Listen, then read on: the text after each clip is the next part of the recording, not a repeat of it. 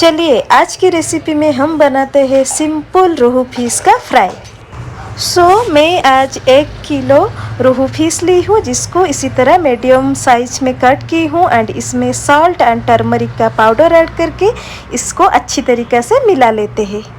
Pan गरम होने के बाद हम इसमें ऑयल ऐड कर देंगे। आप इधर मस्टर्ड ऑयल यूज़ करें तो बहुत ही अच्छा है।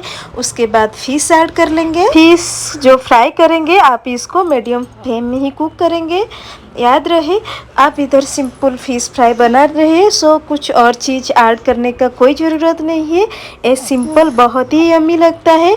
आप इसको गर्मा गर्म राइस के साथ खा सकते हैं, खाली भी खा सकते हैं। बन गया है हमारा गर्मा गर्म फिश फ्राई। नया रेसिपी के लिए चैनल को लाइक शेयर कमेंट सब्सक्राइब जरूर करना। Thank you everyone. जय जगन्नाथ।